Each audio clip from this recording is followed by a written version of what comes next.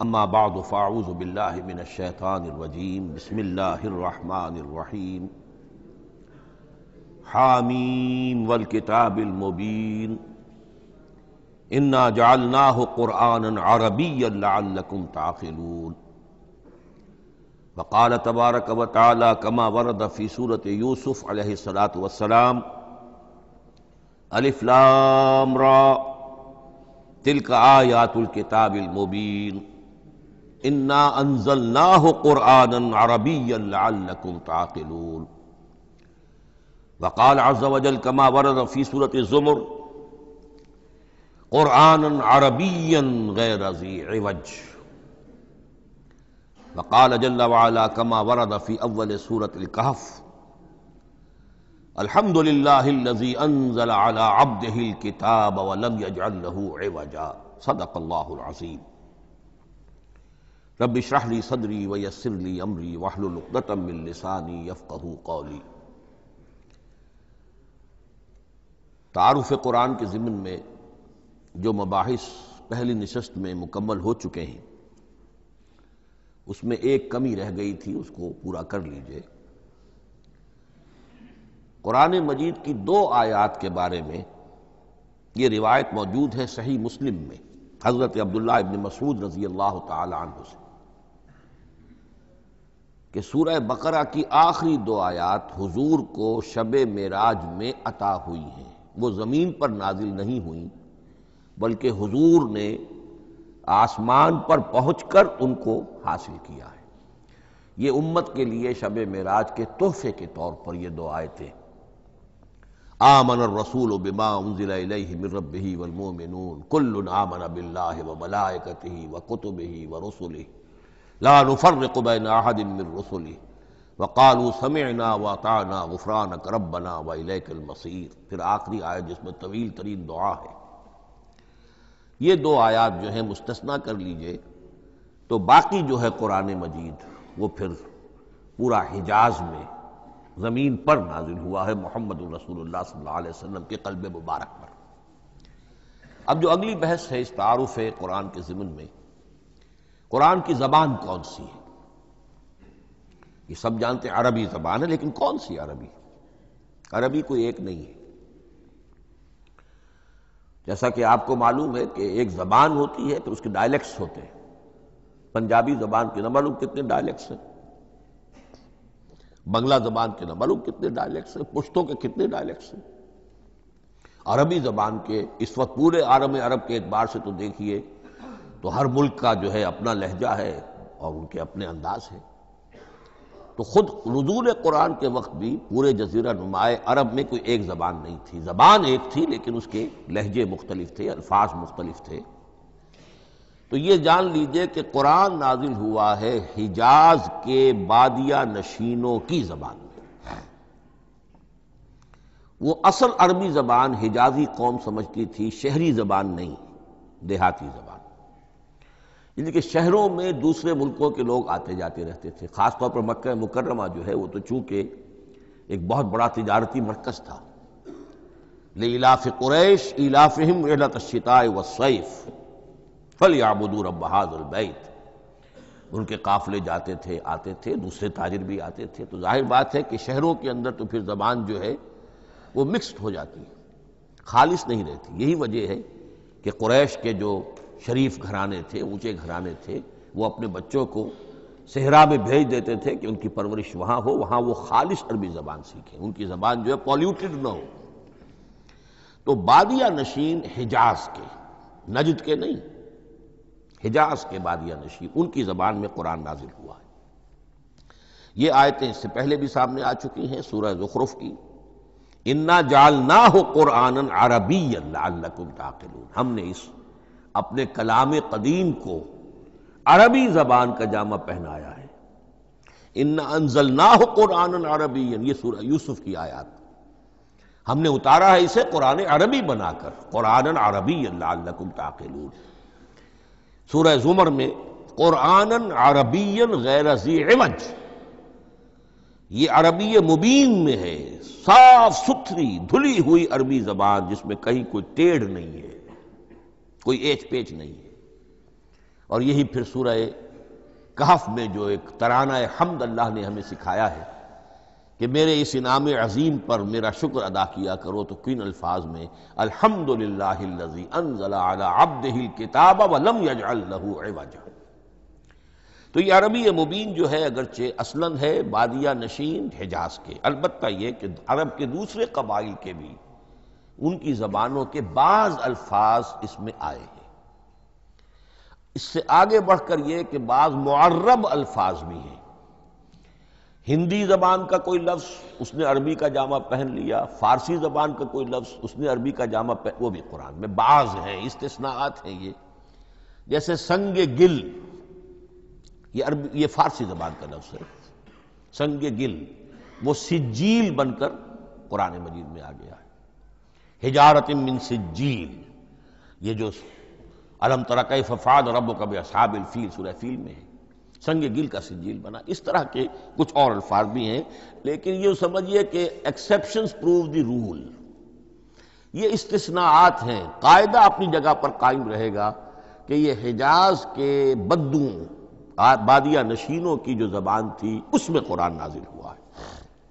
اس قرآن کے بارے میں، اس کی زبان کے بارے میں جو چند پہلو سامنے رہنے چاہیے، فصاحت اور بلاغت کی معراج،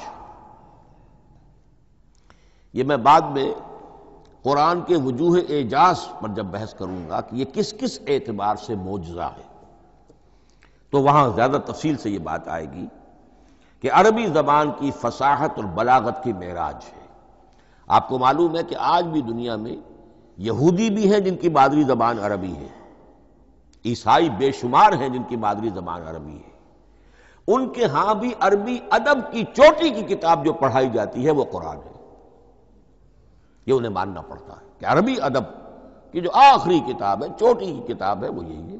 یہودی بھی پڑھائیں گے، جیسے آپ انگریزی زبان پڑھنی ہے سمجھنی ہے تو شیکسپیئر کے بغیر آپ کیسے سمجھیں گے؟ اب وہ تو ایک سٹینڈرڈ ہے۔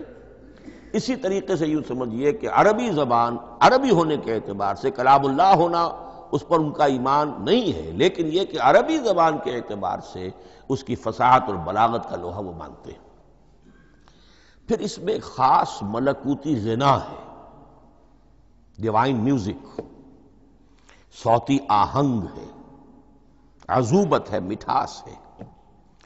لاہور میں ایک صاحب ہیں جو پروفیسر ہیں فونیٹکس کے پنجاب یونیورسٹی میں، وہ کہتے ہیں میں ثابت کر سکتا ہوں کہ جتنے بھی آج دنیا میں اصول ہیں صوتی، یہ خود اپنی جگہ ایک بہت بڑی سائنس ہے، اس کے اعتبار سے میں ثابت کر سکتا ہوں کہ بلند ترین موسیقی قرآن مجید میں ہے، ملکوتی غنا۔ اسی لیے قرآن مجید کو اچھی سے اچھی آواز میں پڑھنے کی تاکید آئی ہے۔ زینوا القرآن باصواتکم، قرآن کو اپنی آوازوں سے مزین کرو۔ اسی طریقے سے من لم یتغن بالقرآن فلیس منا، جو قرآن مجید کو اچھی سے اچھے طریقے پر پڑھنے کی کوشش نہیں کرتا وہ ہم میں سے نہیں ہے۔ اسی طرح کے واقعات بھی ہوئے ہیں۔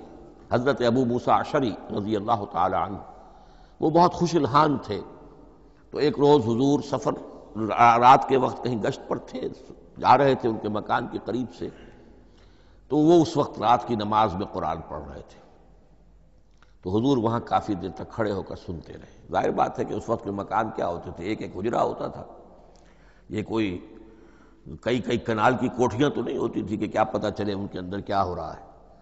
وہ تو حضرت ابو بکر کے مکان کے پاس سے گزرتے تھے تو ان کی تلاوت سنتے تھے، حضرت عمر کے مکان کے قریب سے گزرے ان کی تلاوت سنی، حضرت عمر بلند آواز میں پڑھتے تھے، حضرت ابو بکر بڑی پست آواز میں پڑھتے تھے۔ حضور نے پوچھا کہ تم ایسا کیوں کرتے ہو؟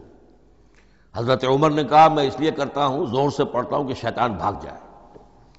حضرت ابو بکر نے عرض کیا کہ میں اس لیے پڑھتا ہوں کہ جس کو میں سنا رہا ہوں وہ سنتا ہے، اس کو بلند آواز کی ضرورت نہیں۔ حضور نے کہا کہ ابو بکر تم ذرا اونچی کر لو آواز، اور عمر تم ذرا پست کر لو، ایوریج میں لے آؤ۔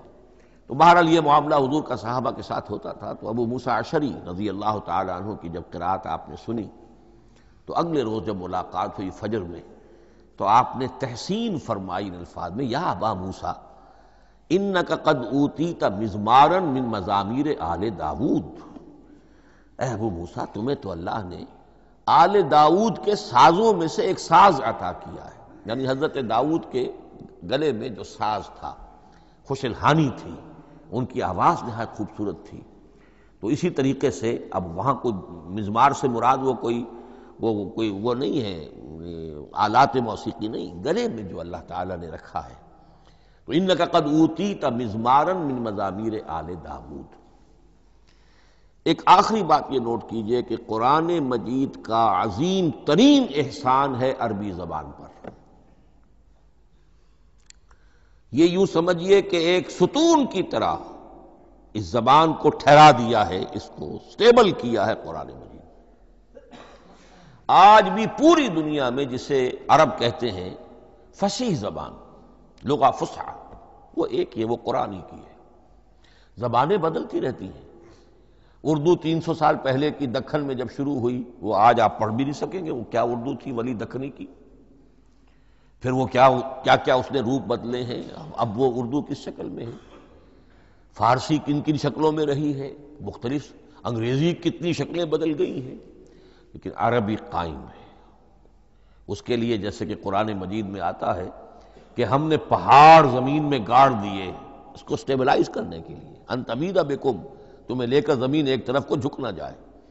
تو جس طرح یہ پہاڑ جو ہیں سٹیبلائزنگ ایفیکٹ رکھتے ہیں اس زمین کے لیے، اسی طریقے سے قرآن سٹیبلائزر ہے عربی زبان کا۔ اس کے اندر جو ایک ٹھہراؤ اور جماؤ پیدا کیا ہے، یہ قرآن مجید کا احسان عظیم ہے۔ تعارف قرآن کے ضمن میں اگلی گفتگو، قرآن کے اسماء و صفات۔ عربوں کا ایک خاص ذوق تھا، اور ظاہر بات ہے کہ اللہ تعالیٰ نے جب قرآن نازل کیا ہے تو عربوں کے ذوق کو بھی مد نظر رکھا ہے۔ ان کا ذوق کیا تھا؟ جس چیز سے انہیں محبت ہوتی تھی اس کے وہ بہت سے نام رکھتے تھے۔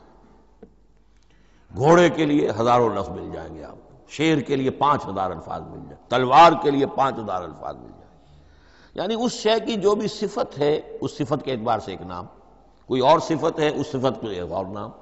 تو وہ صفاتی نام، اب جیسا کہ آپ کو معلوم ہے اللہ کے 99 نام صفاتی تو ہے نا، اللہ کی ایک صفت دوسری صفت، اسی کے اعتبار سے اس کے نام ہیں۔ قرآن مجید کے اسماء علامہ جلال الدین سیوطی رحمۃ اللہ علیہ نے 55 شمار کیے، لیکن وہ بھی مکمل نہیں ہے لسٹ، اس لیے کہ اس میں ایک اہم نام برہان یہ شامل نہیں ہے۔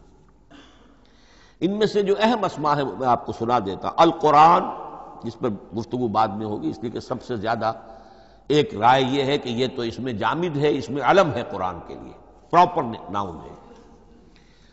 الکتاب، الذکر، الہدی، النور، الفرقان، کلام اللہ، الوحی، روحا من امرنا۔ پھر اس کی صفات کے اعتبار سے الکریم، الحکیم، العظیم، المجید، المبین، رحمہ، العلی، بصائر، بشرا، بشیر، نذیر، عزیز، قرآن عزیز، بلاغ، بیان، احسن القصص، احسن الحدیث، موعظہ، شفاء، مبارک، مہیمن، قیم، مثانیہ، متشابہ۔ یہ میں نے آپ کو 23 نام بتائے ہیں، لیکن یہ کہ علامہ جلال الدین سیوطی نے 55 گنوائے۔ لیکن جو بحث دلچسپ ہے وہ یہ ہے کہ جو اس کے لیے لفظ القرآن ہے، اس کے معنی کیا ہے اور یہ کس مصدر سے، کس مادے سے یہ لفظ بنا ہے۔ ایک رائے تو یہ ہے کہ یہ اس میں جامد ہے، یہ مشتق نہیں ہے، کسی مادے سے نکلا ہوا نہیں ہے۔ اور یہ بھی آپ نوٹ کر لیجئے، اللہ کے اسماء میں سے بھی ایک نام کو سمجھا جاتا ہے، وہ مشتق نہیں ہے، اس میں جامد ہے، اس میں علم ہے، اور وہ ہے اللہ۔ باقی سارے نام صفاتی ہیں، ایک نام، اس لیے اس میں ذات کہتے ہیں، اس کو اس میں ذات۔ لیکن یہ رائے متفق علیہ نہیں ہے، یہ کچھ لوگوں کی رائے ہے۔ ایک رائے یہ بھی ہے کہ یہ بھی اس میں علم نہیں ہے، یہ بھی مشتق ہے الہ سے۔ جیسے حکیم یہ صفت ہے، الحکیم یہ اللہ کا نام ہو گیا، الہ ایک معبود، الالہ معبود برحق، الالہ وہ اللہ بن گیا، ایک رائے یہ۔ لیکن یہی اسی طریقے سے نوٹ کیجئے کہ قرآن مجید کے بارے میں بھی ایک رائے یہ ہے کہ القرآن اس کا اسم علم ہے، پراپر ناؤن ہے، یہ جامد ہے، یہ مشتق نہیں ہے، کسی اور مادے سے نکلا نہیں۔ لیکن جو اکثریت کی رائے ہے، جس پر تقریباً اجماع ہے، وہ یہ ہے کہ نہیں، یہ اس میں جامد نہیں، اس میں مشتق ہے۔ لیکن پھر دو رائے ہیں کہ مادہ کیا ہے۔ ایک قرن قاف را نون، اور ایک قرا قاف را حمزہ، یہ دو مختلف مادوں کے بارے میں رائے ہے کہ قرآن ان سے نکلا ہے۔ قرن کہتے ہیں کسی چیز کا قریب ہو جانا، جڑ جانا، مل جانا۔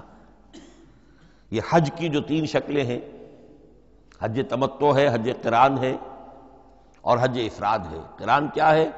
ایک ہی احرام میں عمرہ بھی اور حج بھی دونوں کو جمع کر لیا جائے تو یہ حج قران ہے۔ اسی سے قران الصعدین کا لفظ استعمال ہوتا ہے۔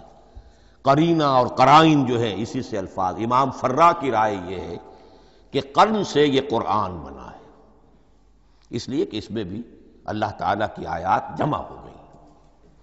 اسی طرح قرأ قاف را اور حمزہ، اس قرات کا مصدر بھی بن جاتا ہے، جیسے رجحان، را جیم ہے، رجح سے رجحان، غفران، غفرانک ربنا، پروردگار ہم تیری مغفرت کے خواستگار ہیں۔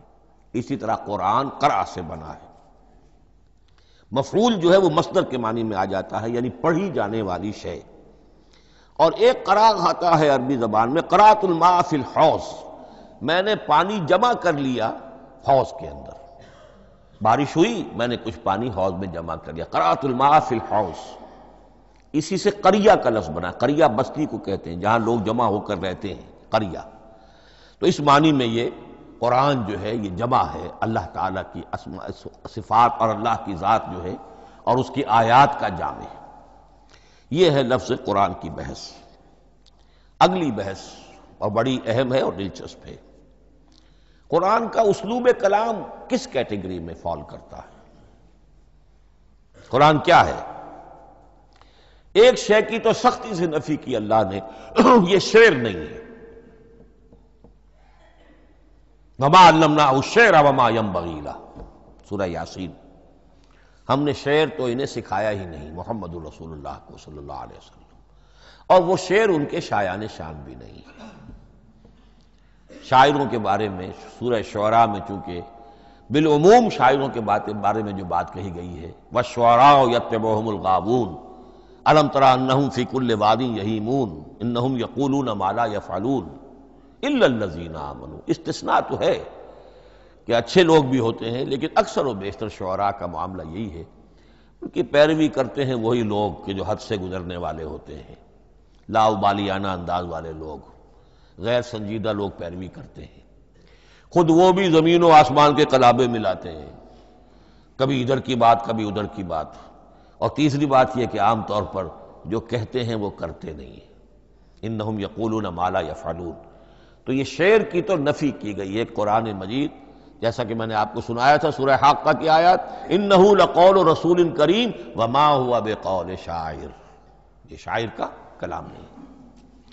البتہ ایک بات نوٹ کیجئے، جسے آزاد شاعری، آزاد نظم کہا جاتا ہے، وہ میرا گمان یہ ہے، میں نے چونکہ ان چیزوں کا کوئی تحقیقی مطالعہ نہیں کیا ہے، کہ شاید وہ ہے ہی قرآن سے ماخوذ آزاد شاعری۔ اس میں وزن نہیں ہوتا، ردم ہوتا ہے۔ آزاد شاعری کے اندر ایک ردم ہوتا ہے، وزن نہیں ہے، ایک مصرع اتنا سا، ایک بڑا لمبا چوڑا، لیکن ردم رہے گا۔ یہ جو آزاد شاعری، بلینک ورس جس کو آپ کہتے ہیں، میرا گمان یہ ہے کہ شاید دنیا میں اس کا رواج قرآن کے بعد ہی ہوا ہو، اور قرآن مجید ہی کی نقالی میں یہ صنف جو ہے ادب کی وہ ایجاد کی گئی ہو۔ واللہ عالم، میں یہ بات دعوے سے نہیں کہہ سکتا، گمان ہے میرا۔ البتہ یہ کہ اب اس سے آگے چلیے، شعر نہیں ہے، نثر ہے، لیکن نثر کے اعتبار سے بھی کون سی کیٹیگری میں آئے گی؟ کیا یہ کتاب عام معنی میں جسے ہم کتاب کہتے ہیں وہ کتاب ہے؟ ایک تو وہ بات تھی نا جو اقبال کے حوالے سے میں نے آپ سے کہی، کتابیں نیز چیزیں دیگر است، اس وقت وہ بات نہیں میں کہہ رہا۔ عام کتابوں سے اس کا فرق کیا ہے؟ ایک کتاب ہوتی ہے، اس میں ہر چیپٹر میں ایک بحث مکمل ہو جاتی ہے، اگلے چیپٹر میں پھر لوٹا کر آپ پہلے چیپٹر کی کوئی بات نہیں کریں گے، پھر وہ بات آگے چلے گی، ابواب ہوں گے، ابواب میں مضمون کے مطابق مضمون آگے بڑھتا چلا جائے گا۔ کتاب کا یہ لازمی وصف ہے۔ قرآن مجید عثمانی میں کتاب نہیں ہے، اس میں قصہ آدم و ابلیس 7 جگہ آ رہا ہے، بار بار آ رہا ہے، سورہ بقرہ میں، سورہ اعراف میں، سورہ ہجر میں، سورہ بنی اسرائیل میں، سورہ کہف میں، پھر سورہ طٰہٰ میں، چلتے جائیے، سورہ صاد میں حضرت موسیٰ علیہ السلام کا قصہ کتنی مرتبہ آ رہا ہے۔ تو قرآن مجید اس کتاب کی کیٹیگری، اس کی ڈیفینیشن پر پورا نہیں اترتا۔ دنیا میں جو کتاب کا معیار ہے، عام اس کا جو اسلوب ہے، اس کی جو ڈیفینیشن ہے، ایک شکل ہوتی ہے مجموعہ مقالات، وہ بھی نہیں ہے، اس میں ہر مقالہ اپنی جگہ پر ایک مکمل شے ہوتی ہے، لیکن یہ کہ وہ دوسرے مقالات سے تو مختلف ہوگی، یہ مجموعہ مقالات بھی نہیں۔ اس کا اسلوب جو ہے وہ خطبے کا ہے، اوریشن، اور یہ کہا جا سکتا ہے it's a collection of divine orations, یہ اللہ تعالی کے خطبات کا مجموعہ ہے۔ مختلف اوقات میں خطبے نازل ہوتے تھے حضور پر صلی اللہ علیہ وسلم، اور یہ بھی جان لیجئے کہ عرب میں ادب کی 2 ہی صنفیں تھیں جو معروف تھیں، یا شعر یا خطبہ، یا خطیب ہوتے تھے بڑے شعرا بیان خطیب، اور یا شاعر ہوتے تھے۔ تو یہ جب شعر کے اسلوب پر نہیں تھا تو خطابت کا اسلوب ہے جو اللہ نے اختیار فرمایا، اور ہر موقع پر، ہر مرحلے پر جو خطبہ اس وقت کے حالات کی مناسبت سے نازل ہوا وہ ایک صورت ہے۔ تو یہ ہے کلیکشن آف ڈیوائن اوریشنز، یہ اللہ تعالیٰ کے مجموعہ خطبات الہیہ اسے کہا جا سکتا ہے، لیکن اس سے جو چند نتیجے نکلتے ہیں وہ نوٹ کرنے ضروری ہیں۔ خطبے میں مخاطب اور مخاطب کے مابین ایک ریپور ضروری ہے۔ اگر کوئی مصنف بیٹا کتاب لکھ رہا ہے، اس کے سامنے کوئی سامع نہیں ہوتے، وہ تو اپنی مگن میں جو بھی خیال ہے اپنے دل میں وہ لکھ رہا ہے۔ خطبے میں سامع سامنے ہوتے، اگر ان کے درمیان رپورٹ نہ رہے، ہم آہنگی نہ رہے، تو پھر وہ خطبہ غیر مؤثر ہو جائے گا، لوگ جو ہیں ان کو اونگ آنے لگے گی، وہ متوجہ ہی نہیں رہیں گے۔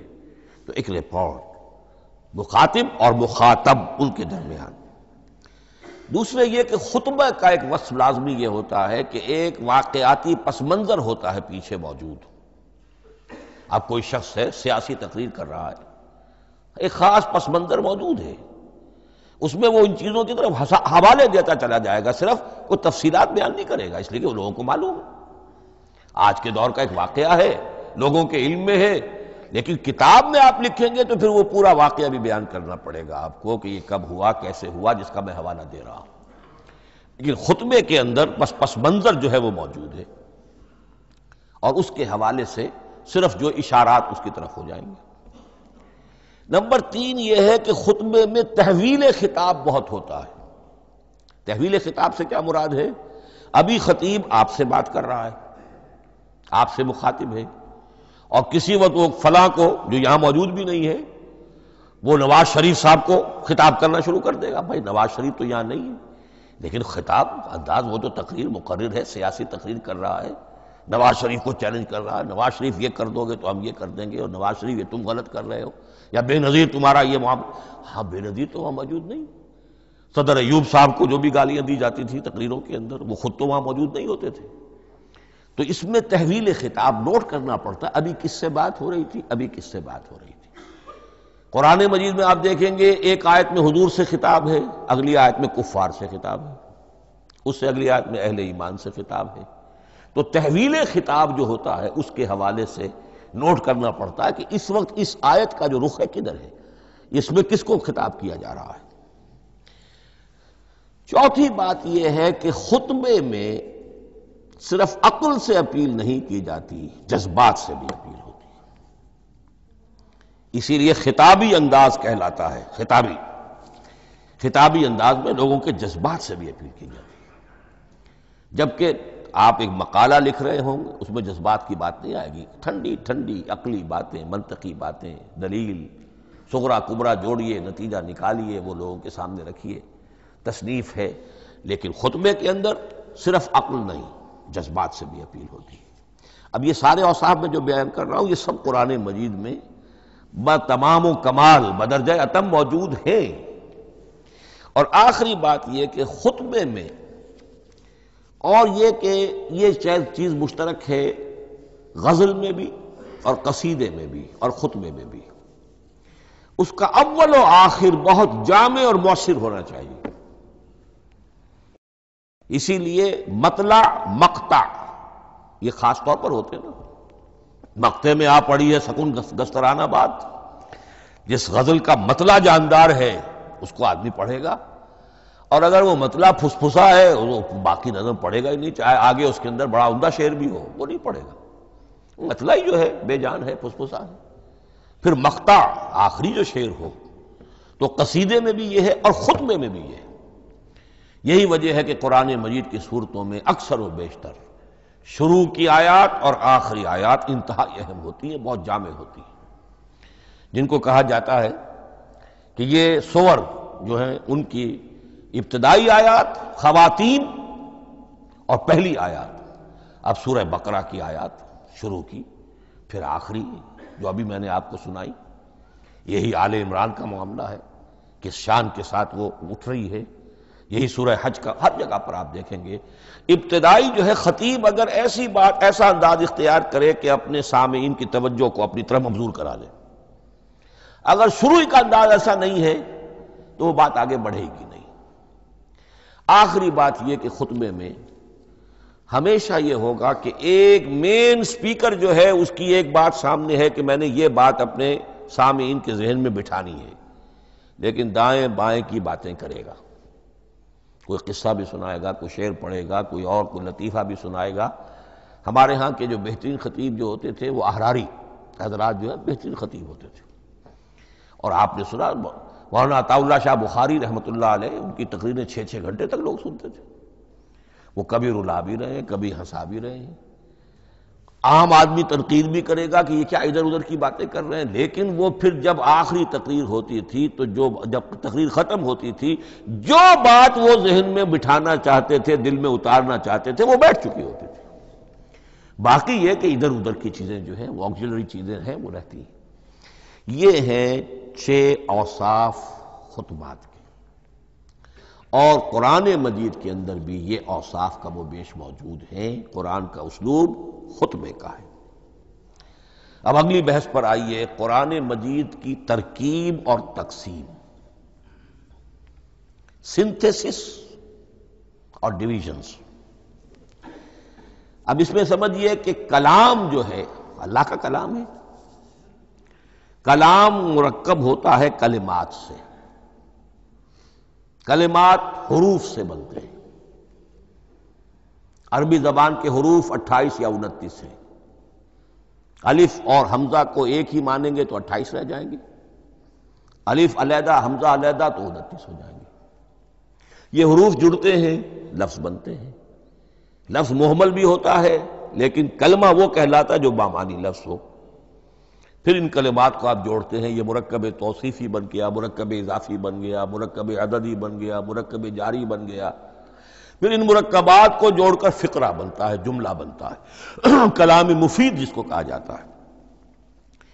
قرآن مجید کے اعتبار سے علامہ سیوطی نے مخصوص جو قرآن کی اصطلاحات ہیں ان کے حوالے سے ایک بات کہی ہے، لیکن واقعہ یہ ہے کہ قرآن کی اصطلاحات خود اپنی ہیں، دنیا کی دوسری کسی بھی اصطلاحات پر ان کو قیاس نہیں کیا جا سکتا۔ لیکن جاہز چونکہ قدیم تھے، انہوں نے قرآن مجید کو کہا یہ دیوان کی شکل رکھتا ہے، جیسے کہ حافظ کا دیوان کسی اور کا دیوان۔ سورتیں جو ہیں وہ قصیدوں کی شکل میں ہیں، بیت شعر آیت ہے۔ قوافی جو ہوتے ہیں شعروں میں قافیہ، وہ یہاں فواصل ہیں، آیت کے آخری حروف ایک دوسرے سے مشابہ ہوتے ہیں کہ جن سے پھر وہ صوتی آہنگ پیدا ہوتا ہے۔ الرحمن علم القرآن خلق الانسان علمہ البیان۔ اب یہ ایک فواصل جو ہے وہ جڑتے چلے جاتے ہیں، ان میں آہنگ پیدا ہوتا ہے۔ لیکن حقیقت کے اعتبار سے پہلی بات یہ نوٹ کیجئے، قرآن مجید کی اکائی ہے آیت، اسے نہ آپ جملہ کہہ سکتے ہیں نہ فقرہ کہہ سکتے ہیں۔ انگریزی میں ہمارا چونکہ بائبل کے لیے بھی جب ورس کا لفظ آ جاتا ہے تو انگریزی تراجم میں، انگریزی تحریروں میں، مقالوں میں ورس قرآن مجید کی آیت کے لیے لفظ آ جاتا ہے، ورس نمبر فلاں، بالکل غلط ہے۔ قرآن کی آیت یہ اس کا اپنی اصطلاح ہے، اپنا مفہوم ہے۔ لغوی مفہوم کیا ہے؟ نشانی۔ آیت نشانی، قرآن کی ہر آیت اللہ کے علم اور حکمت کی نشانی ہے۔ اب قرآن کی آیتیں نوٹ کیجئے، صرف حروف پر بھی مشتمل ہے، الف لام میم حروف مقطعات اور آیت بن گئی۔ وہ مرکبات ناقصہ پر بھی مشتمل ہے، والعصر مرکب جاری ہے، حرف جار، آیت ہو گئی۔ پورے جملے پر بھی مشتمل ہے، ان الانسان لفی خسر، ایک جملہ ہے، اور 10 جملوں پر بھی مشتمل ہے۔ اللہ لا الہ الا ھو الحی القیوم لا تاخذہ سنۃ ولا نوم لہ ما فی السماوات وما فی الارض الی آخر الآیہ۔ آیت الکرسی کا انالیسس کیجئے، 10 جملے موجود ہیں اس میں۔ تو نوٹ کر لیجئے، یہ چیز توقیفی کہلاتی ہے، یہ کسی گرامر کے اصول پر نہیں ہے، کسی منطق کے اصول پر نہیں ہے۔ آیات قرآنیہ کی تعیین توقیفی ہے، یعنی حضور کے بتانے پر موقوف ہے۔ حضور نے بتایا والعصر، یہ آیت ہو گئی، آیت ہو گئی، ہم آیت مانیں گے۔ الف لام میم، آیت ہو گئی۔ قاف حرف ایک ہے، یہ آیت نہیں ہے۔ نون ایک حرف ہے، آیت نہیں ہے۔ قاف والقرآن المجید ایک آیت بنی، نون والقلم وما یسطرون ایک آیت بنی۔ تو اس طریقے سے اس کو کہتے ہیں توقیفی، موقوف علیہ ہے حضور کے بتانے پر۔ اب اس میں روایات کا اختلاف ہو سکتا ہے کہ حضور سے کوئی روایت یہ ہو کہ یہ ایک آیت بنی یا 2 آیتیں بنی۔ مثلا بڑی اہم مثال آپ کو دے رہا ہوں، سورہ مزمل کی جو دوسرا رکوع ہے، پورا دوسرا رکوع، وہ 1 آیت شمار ہوتا ہے، اور میرا بڑا گمان رہا بہت عرصے تک کہ یہ 1 آیت نہیں ہو سکتی، یہ مختلف اوقات میں نازل ہوئی ہیں، 2 اوقات میں نازل ہوئی ہے، اور یہ مجھے قول مل گیا علامہ سیوطی کے ہاں، حضرت عبداللہ ابن عباس رضی اللہ تعالی عنہما کا قول کہ یہ 2 آیتیں ہیں، 1 نہیں۔ لیکن یہ کہ یہ ہوگا موقوف روایت پر، میں کوئی نہیں ہوں جو اسے قرار دے سکوں۔ ہاں مجھے اگر کوئی روایت مل جاتی ہے، کوئی خبر یا اثر، خبر محمد الرسول اللہ کی یا اثر آپ کے کسی صحابی کا صلی اللہ علیہ وسلم و رضی اللہ تعالی عنہ، تو پھر یہ ہے کہ ہم مانیں گے۔ تو اس کو کہتے ہیں توقیفی۔ آیات اور سور کا معاملہ توقیفی ہے بالکلیہ، کسی منطق، کسی گرامر، کسی اصول بیان، کسی پر مبنی نہیں ہے، یہ مبنی ہے حضور کے بتانے پر۔ اسی طرح سورت کسے کہتے ہیں؟ عربی زبان میں سور کے معنی ہے فصیل۔ فَضُرِبَ بَيْنَهُمْ بِسُورٍ لَهُ بَابٌ، سورہ حدید کے اندر الفاظ آئے۔ اب اس کا کیا تصور دیا گیا کہ ہر آیت جو ہے وہ اللہ کے علم اور حکمت کی نشانی ہے۔ 10 آیتیں، 20 آیتیں، 100 آیتیں، 285 آیتیں، 286 آیتیں جوڑ کر ایک فصیل باندھ دی گئی۔ یہ شہر حکمت خداوندی ہے، ایک نظم ہوتا ہے۔ جیسے آپ شہر کا ٹاؤن پلاننگ آج کا تو بہت بڑا فن ہے، بڑی اسپیشلائزیشن ہے، شہر کو پلان کرنا، اس کے اندر کیا کچھ ہونا چاہیے، کس طرح سے ہونا چاہیے۔ تو یہ سورت جو ہے یہ ایک یونٹ ہے قرآن مجید کی، اور اس کا جو لفظی معنی ہے فصیل، گویا کہ اس نے گھیرے میں لیا ہوا ہے ایک شہر معنی کو، علم و حکمت کے ایک شہر کے گرد یہ فصیل جو ہے پوری ہوئی ہے۔ اب اس میں نوٹ کر لیجئے جہاں تک، اچھا جیسے آیتیں چھوٹی بھی ہیں بڑی بھی ہیں، والعصر بھی آیت ہے اور الف لام میم بھی آیت ہے، اور جیسا کہ میں نے عرض کیا آیت الکرسی بھی آیت ہے۔ اس طرح سورتیں چھوٹی بھی ہیں بڑی بھی ہیں۔ سورۃ العصر 3 آیتیں، سورۃ الکوثر 3 آیتیں، سورۃ النصر 3 آیتیں، 3 ہی سورتیں 3 آیتوں پر مشتمل ہیں، 3 سے کم پر کوئی نہیں، 2 آیات کی کوئی صورت نہیں ہے۔ لیکن آگے آپ چلتے جائیے، اس کی بڑی سے بڑی تعداد، سورہ بقرہ جو ہے سب سے بڑی ہے۔ تو آیت اور سورت کے علاوہ دور صحابہ میں صرف ایک لفظ اور تھا قرآن کی تقسیم کے ضمن میں، اور وہ تھا منزل یا حزب۔ منزل یا حزب 7 منزلوں میں یا 7 احزاب میں قرآن کو تقسیم کیا گیا، تاکہ جو شخص قرآن مجید ایک ہفتے میں ختم کرنا چاہے، ہر شب میں اکثر و بیشتر وہ لوگ رات کو ہی رات کی نماز میں قرآن پڑھتے تھے، ایک منزل پڑھ لے تو ہفتے میں پورا قرآن ختم ہو جائے گا۔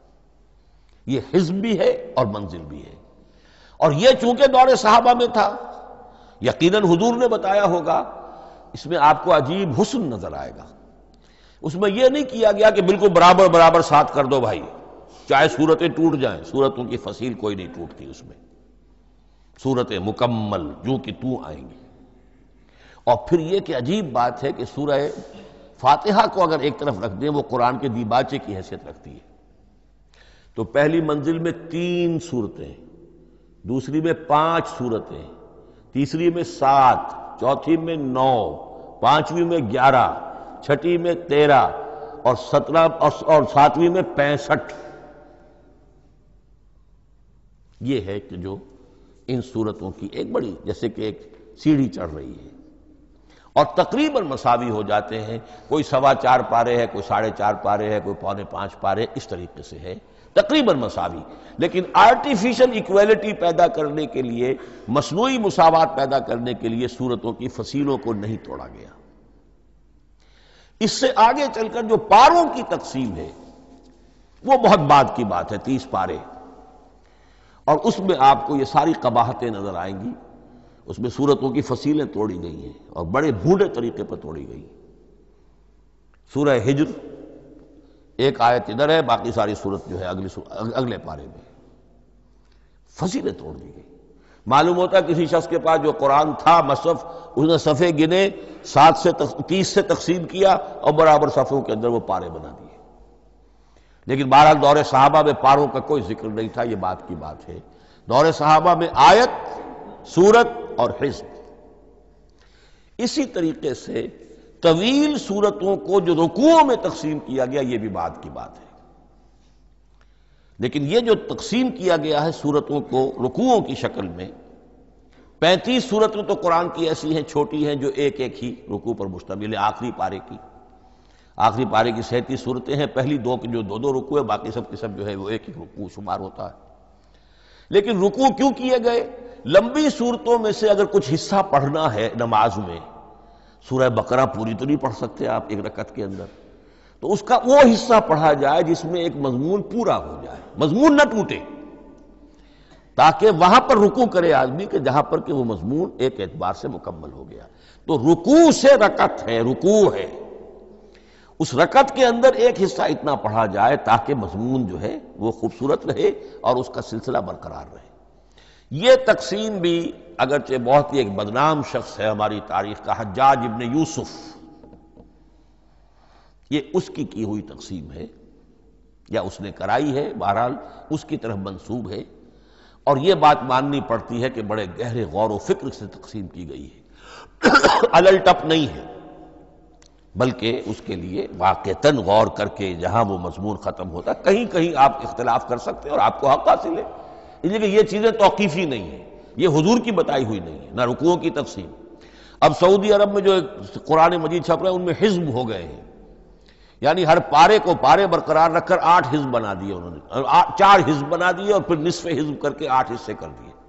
تو یہ چیزیں جو ہمارے ہاں رکوع تو پاروں سے ادھر ادھر ہو جاتے ہیں، پارا بدل گیا رکوع وہی چل رہا ہے، اس لیے کہ رکوع میں مضمون کو پیش نظر رکھا گیا ہے، جبکہ پارے میں مضمون کو نہیں سامنے رکھا گیا۔ تو رکوع کا معاملہ جو ہے چاہے وہ حجاج ابن یوسف ہی نے کیا ہے، لیکن یہ کہ بہرحال وہ بہت صحیح ہے، اکثر و بیشتر کہیں کہیں آپ اس سے اختلاف کر سکتے ہیں۔ تو یہ تو اس کا ہم نے آپ کے سامنے رکھا سنتھیسس۔ اب اگلا موضوع ہے ترتیب و تدوین کیسے ہوئی۔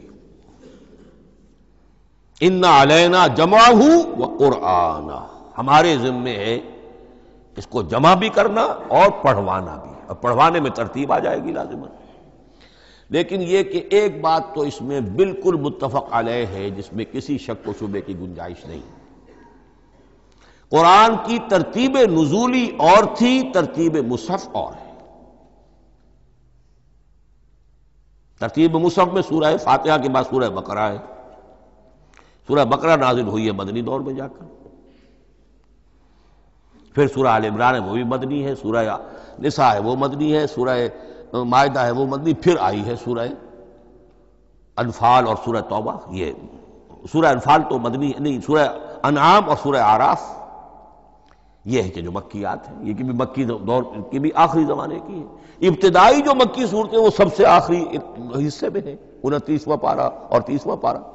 تو ترتیب نزولی اور تھی، ترتیب مصحف اور ہے، اس میں تو کسی شک و شبے کی گنجائش نہیں۔ لیکن ہمارے ہاں اہل تشیع نے اس چیز کو بہت اچھالا ہے۔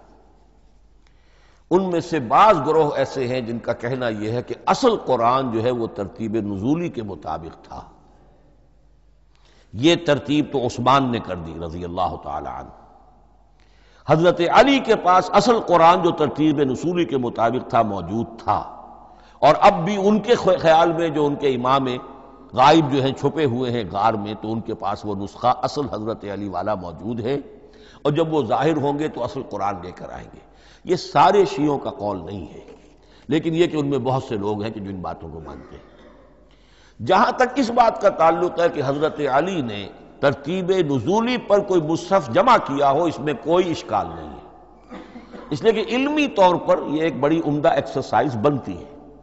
ایک زمانے میں بہت کوشش کرتا رہا ترتیب نزولی سے، اس لیے کہ ترتیب نزولی سے سیرت نبوی اخذ ہوتی ہے، پہلے کیا نازل ہوا، پھر کیا نازل ہوا، پھر کیا نازل ہوا۔ در حقیقت اگر آپ ترتیب نزولی سے قرآن مرتب کر دیں تو وہ سیرت النبی بن جائے گی۔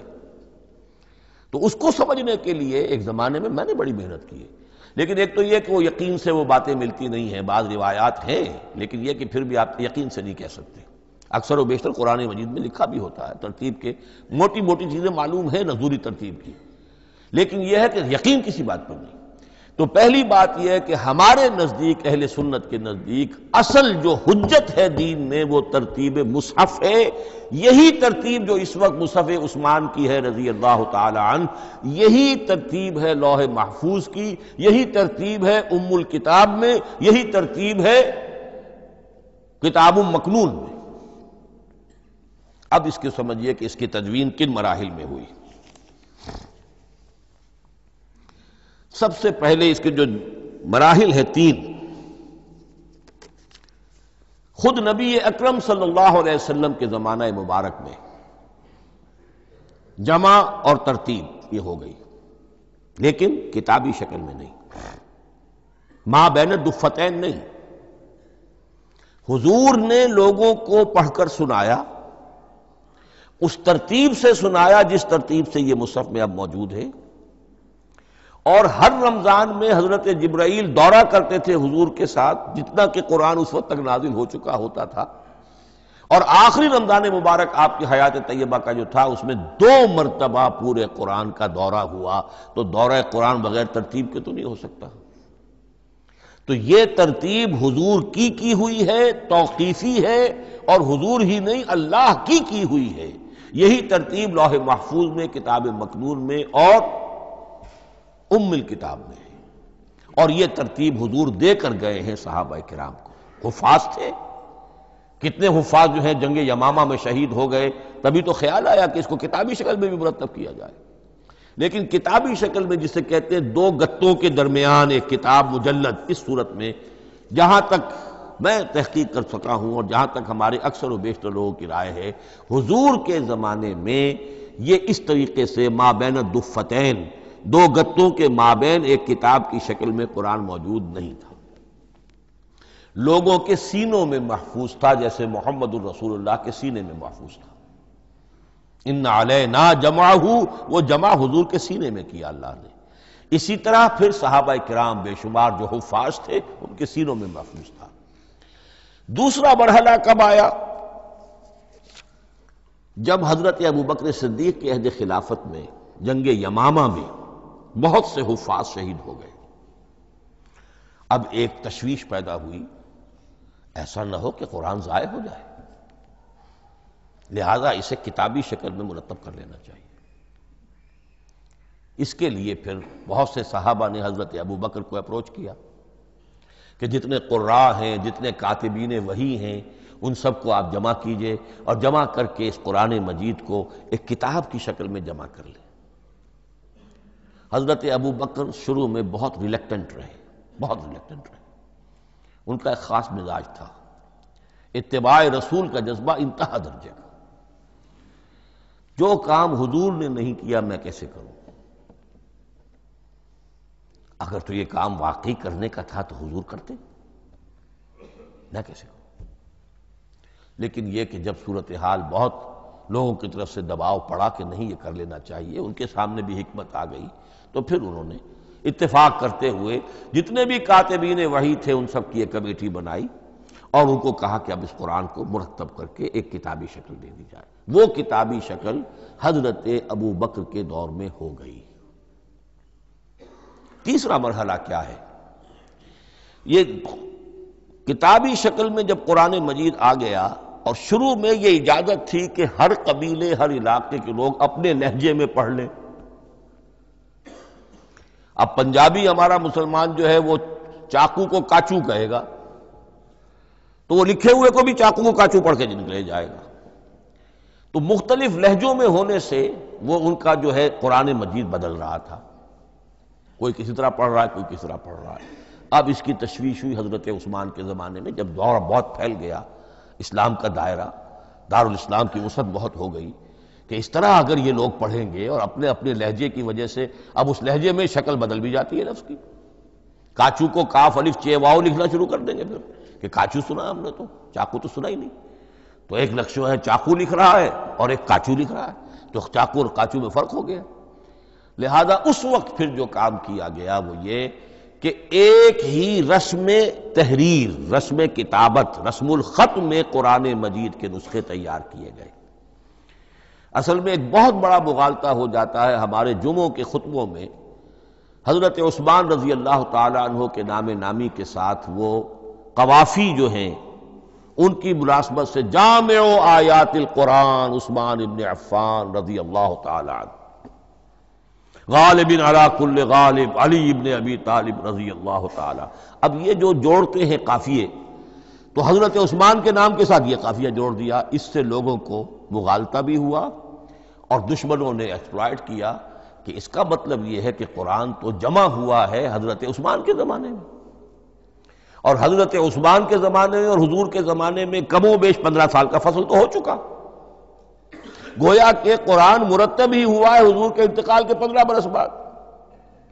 پھر حضرت عثمان کی شخصیت کو خاص طور پر جو سبائی فتنہ اٹھا تھا اس نے ایک ڈسپیوٹڈ پرسنالٹی بنا کے رکھ دیا ہے، نہیں معاذ اللہ، کوئی شک نہیں، لیکن یہ کہ ایک فتنہ اٹھا، فتنۃ الکبریٰ، اور حضرت عثمان رضی اللہ تعالیٰ عنہ کو انہوں نے بدنام کیا، لہذا اس کے نام سے اور بٹا لگ گیا، یہ مصحف عثمان ہے۔ یہ ہے اصل میں وہ حماقتیں کہ جو ہوئی ہیں ہم سے، یہ قافیے ملانے کی وجہ سے، حالانکہ حضرت عثمان کی شان جو ہے وہ در حقیقت جامع آیات القرآن نہیں ہے، جامع الامت علی رسم واحد، پوری امت کو ایک رسم الخط پر جمع کرنے والی شخصیت حضرت عثمان کی ہے۔ مثلا اب دیکھیے مالک یوم الدین کس طرح لکھیں گے؟ میم لام اور کاف، میم الف اور لام اور کاف لکھیں گے آپ، یہ غلط ہو جائے گا۔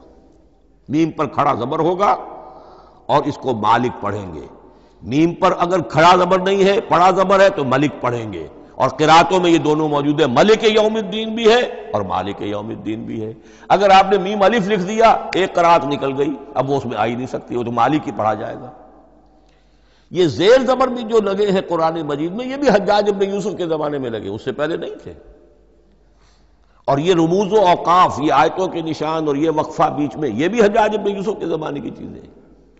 ورنہ عربوں کے لیے تو ان کی اپنی زبان تھی، انہیں ان چیزوں کی ضرورت ہی نہیں تھی۔ آپ کو معلوم ہے پرانے زمانے کے جو منشی ہوتے تھے، انشاء پرداز، وہ جب خط لکھتے تھے تو اس میں نقطے وغیرہ نہیں لگاتے تھے۔ جس کو خط لکھا جا رہا ہے وہ توہین سمجھے گا کہ شاید مجھے جاہل سمجھا کہ نقطے بھی لگا کے بھیجا جا رہا ہے خط پر، گویا کہ میں تو سمجھ ہی نہیں سکتا بغیر نقطوں کے۔ تو یہ جو ہے پرانے جو شکستہ خطوط لکھے جاتے تھے ان کا یہ انداز تھا، لہذا کوئی نقطے وغیرہ نہیں تھے، یہ بھی بعد میں لگے۔ تو ملک یوم الدین، مالک یوم الدین، اس کی رسم آئے گا میم لام کاف، کھڑا زبر ہے مالک یوم الدین اور ویسے پڑا زبر ہے ملک یوم الدین۔ یہ رسم الخط ہے جس پر کہ حضرت عثمان رضی اللہ تعالی عنہ نے پوری امت کو جمع کر دیا، اور اس کے نسخے تیار کرا کے، مختلف روایات میں آتا ہے 5 یا 7 نسخے تھے، ایک مدینہ منورہ میں رکھا اپنے پاس، اور اسی پر ان کے خون کے دھبے بھی ہیں، اور وہ نسخہ قرآن مجید کا اب استنبول کے اندر ہے۔ توپ کاپی کا جو عجائب خانہ ہے، عجائب گھر ہے، جس میں جہاں نوادرات کے ساتھ ساتھ حضور کے بھی کچھ تبرکات اور جمع ہیں، وہاں وہ نسخہ موجود ہے۔ اس میں انگلی جو کٹی تھی حضرت نائلہ جو ان کی اہلیہ تھی، جب وار کیا گیا ہے حضرت عثمان پر، قرآن پڑھ رہے تھے، انہوں نے روکا اپنے ہاتھ سے تو ان کی انگلی کٹی اور اس کے خون کے قطرے جو ہیں وہ مصحف پر آئے۔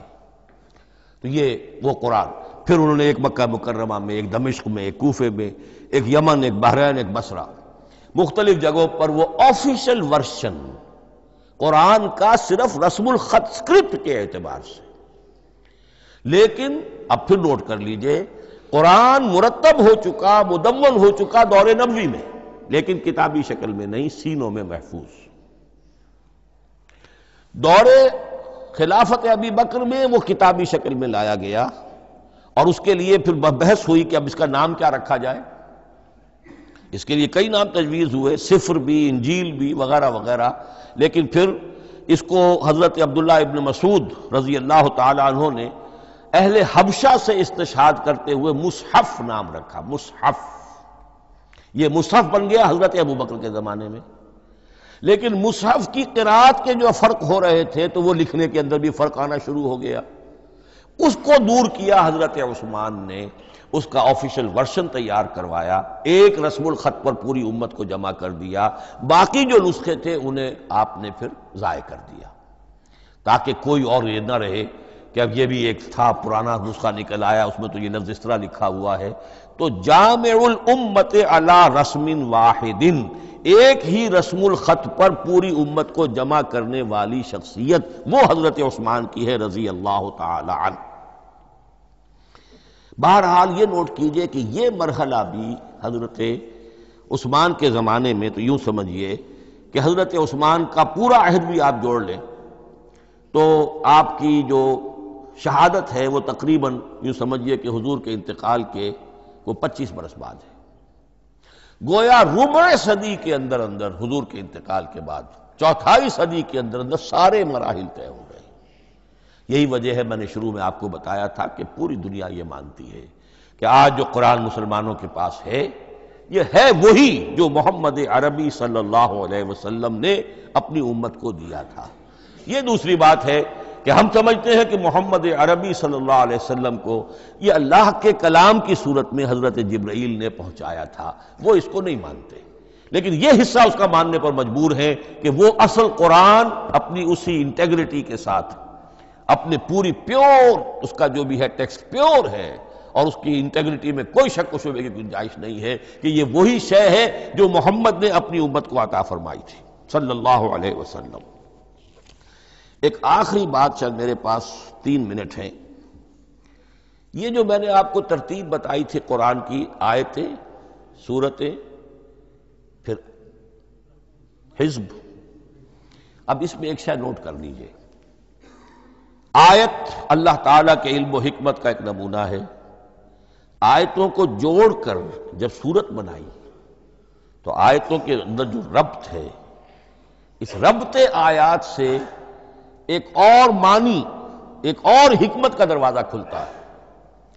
جیسے موتی ہے، ہر موتی بڑا خوبصورت ہے، لیکن جس ترتیب سے آپ نے پرویا، اس کو دھاگے میں ہار بنایا، اس ترتیب سے اس کا حسن دوبالا ہو جائے گا۔ ہر موتی کا اپنی جگہ پر ایک حسن ہے، لیکن اس ترتیب کی وجہ سے اس کے حسن کا ایک اور پہلو ظاہر ہوگا۔ اسی طرح قرآن مجید کی صورتوں میں ربط آیات بہت اہم ہے۔ ایک مرکزی مضمون ہوتا ہے ہر صورت کا، مرکزی مضمون، عمود، اور اس کے گرد وہ ساری آیتیں اس طریقے سے گھوم رہی ہوتی ہیں، جڑی ہوئی ہوتی ہے، جیسے کہ ایک دھاگے کے اندر پروئے ہوئے موتی ہوتے ہیں کہ جس کی جو ہار کی شکل اختیار کرتے ہیں۔ دوسری بات یہ، اکثر و بیشتر صورتیں قرآن مجید میں جوڑوں کی شکل میں ہیں۔ ایک مضمون کا ایک پہلو اس جوڑے کے ایک فرد میں، اور دوسرا پہلو اسی کا دوسرے فرد میں۔ جیسے معوذتین، دو صورتیں ہیں، مضمون ایک یہ تعوذ، معوذتین۔ الزہراوین، سورہ بقرہ سورہ آل عمران کو کہا گیا الزہراوین، حضور نے فرمایا دو نہایت تابناک صورتیں، بڑی روشن صورتیں۔ جیسے آپ دیکھیں گے یا ایھا المدثر یا ایھا المزمل قم اللیل الا قلیلا یا ایھا المدثر قم فانذر، ایک ہی طرح کا اٹھان ہے، حضور سے خطاب ہو رہا ہے۔ سورۃ الضحیٰ، سورۃ الانشراح، یہ تمام جوڑوں کی شکل میں۔ اسی طرح سورہ طلاق، سورہ تحریم، یا ایھا النبی اذا طلقتم النساء فطلقوہن لعدتہن یا ایھا النبی لم تحرم ما احل اللہ لک تبتغی مرضات ازواجک۔ شوہر اور بیوی کے درمیان تعلق یا تو اتنا گہرا ہو جاتا ہے کہ ایک دوسرے کے لحاظ میں وہ حدود خدا بندی ٹوٹنے لگے، بیوی کی وجہ سے آپ نے کسی حرام شے کو حلال کر لیا یا حلال کو حرام کر لیا، بیوی کو ناپسند ہے وہ شے، تو حضور سے ذرا سا یہ ہو گیا تھا معاملہ۔ اپنی ازواج مطہرات حضرت عائشہ اور حضرت حفصہ رضی اللہ تعالیٰ عنہما، ان دونوں کی رضا جوئی کے لیے وہ خاص قسم کا شہد ہے، قسم کھا لی آپ نے کہ میں اسے استعمال نہیں کروں گا۔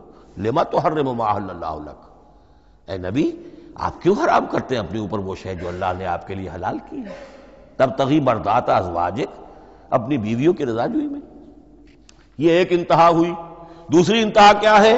میاں اور بیوی میں اتنا بودھ ہو جائے کہ طلاق تک نوبت آ جائے۔ تو سورۃ التحریم ایک انتہا کو بیان کر رہی ہے، سورہ طلاق اگلی اس کے ساتھ جڑی ہوئی وہ دوسری انتہا کو بیان کر رہی ہے۔ سورہ صف حضور کے مقصد بعثت کو بیان کر رہی ہے، سورہ جمعہ آپ کے طریقہ کار کو بیان کر رہی ہے۔ اس طرح قرآن مجید کی اکثر و بیشتر صورتیں جو ہیں وہ جوڑوں کی شکل میں ہیں۔ میرا خیال یہ ہے کہ وقت ختم ہو گیا ہے، اس مضمون کا تھوڑا سا حصہ باقی ہے، وہ انشاءاللہ میں اگلی نشست میں لوں گا۔ بارک اللہ لی ولکم فی القرآن العظیم ونفعنی وإیاکم بالآیات والذکر الحکیم۔